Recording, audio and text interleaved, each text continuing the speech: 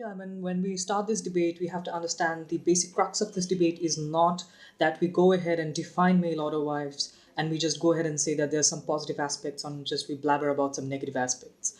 The basic crux of this debate, the most important part of the debate, is when we go ahead and show the comparative analysis that exists. Yes, the comparative analysis. Why do we say so? Because at the end of the day, we can go ahead and list up a huge bunch of positivity about any form of marriage that exists, or, for example, any negative harms that exist. But these are immaterial to this debate unless and until, as a 19-year-old, it's truly beneficial for an individual after a cost benefit analysis or a comparative analysis within the negatives and the positives, that truly an individual would be able to understand that if, as a 19-year-old woman, it is a rather viable option to become a male or a wife. To begin with, ladies and gentlemen, when we look at all the positives that exist, yes, sure, there is a propensity or possibility and probability of having some sort of an economic perspective or having some sort of an economic independence. We accept that. But the propensity of having an economic independence is rather vague in comparison to the fact that the quality of economic independence would rather be dependent upon the husband in itself. So the idea of economic independence or financial independence that you talk about, that a male or a wife would be getting, is inherently dependent and is vaguely dependent upon the fact that the husband is the one who's making the offer, is making the bid, and the wife is then being bought or is being taken away as an offer or as an object, which the government bench obviously objects to and say that it is not objectivization and it's rather consenting. We say, ladies and gentlemen, hundreds of women every other day become objectivized with consent. We say, ladies and gentlemen, in many of the cases we see that how arranged marriages turn into an objectivizing factor when the woman is just being treated as a sex object, but the husband doesn't love the woman at all. But at the end of the day, that woman is being treated as just a woman who would be cooking for the husband and would be satisfying him on bed.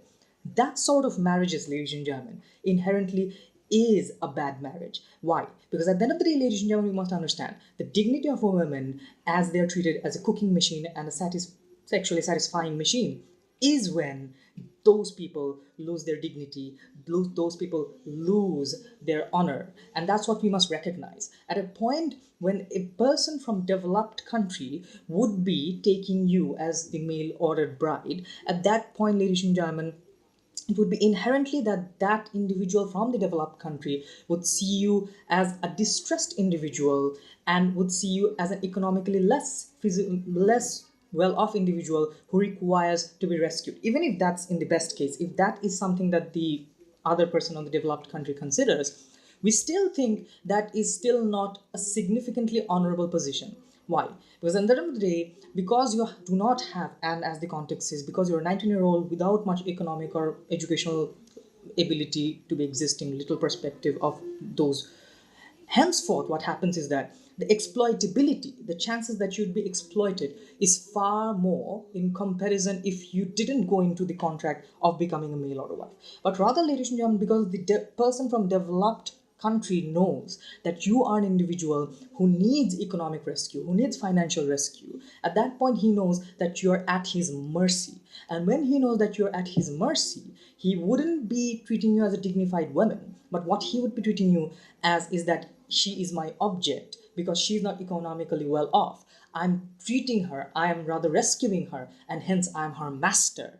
When such sort of a up and down relationship takes place, where the woman is treated as someone who's being rescued by the person from the developed country, that sort of relationship is not a proper relationship, but rather that sort of relationship is a rather slave and master relationship. I'll extend furthermore upon that in my argumentations furthermore.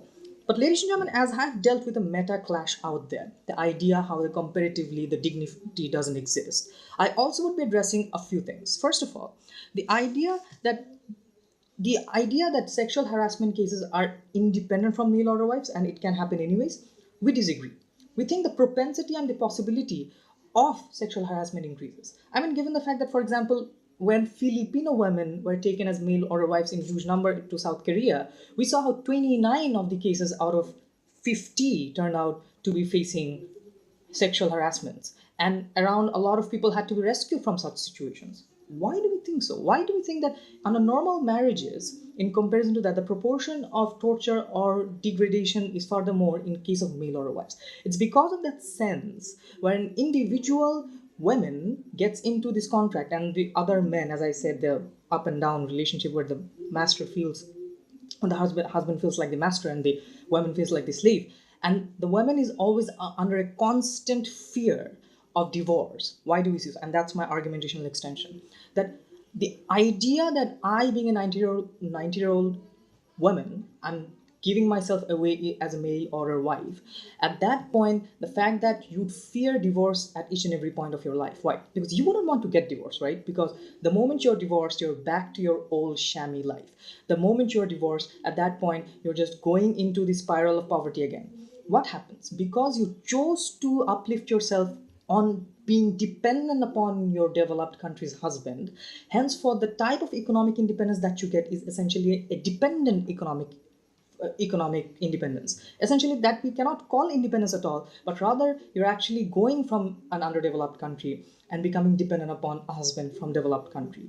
And what happens is that at that point, because you're dependent upon that other person from developed country, you inherently have this fear of divorce taking place. You always have to listen to your husband, otherwise if he's angry, at that point he would leave you. This entire premise of fear factor that works, we think that's particularly psychologically dishampering. We tell you, ladies and gentlemen, that is wrong for women to sign up to. Henceforth, as a woman who is of 90-year-old in developing country with little prospect for education and job, we still think that those little prospects should be something that she should look for. As a 19-year-old, if she signs up in a website where she will be treated as an object, well, where her pictures would be checked out as if you are buying a product from eBay, we think, ladies and gentlemen, that's particularly problematic because of two reasons.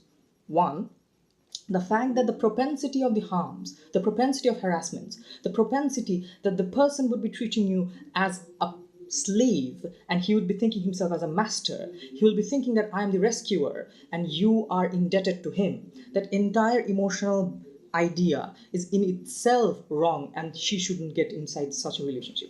Secondly, even if she gets inside that relationship and even if the factor is that she doesn't feel degraded, even if the fact that she feels that okay fine, he's treating me well, still the fact that she doesn't try out her own fate by working hard or any other ways, as the motion says, there's little prospect of economic development, we still think, ladies and gentlemen, when she turns herself as a male or a wife, at that point the prospect of developments are far less because she's essentially being under the dependency line of the husband, and henceforth she's always under the fear of divorce, and once there she has gotten the divorce, most probably she'll have to be back in the spiral of poverty. We think that's not a proper, stable, full-fledged solution. We rather think that's a temporary solution with a lot of harms. For example, chances of sexual harassment, chances that she might be degraded, chances that she might not be treated well, and as we said, that ultimately the chances that she would be treated as a inferior being in the relationship because the other person, the husband, feels like he is the rescuer is far greater. Thank you.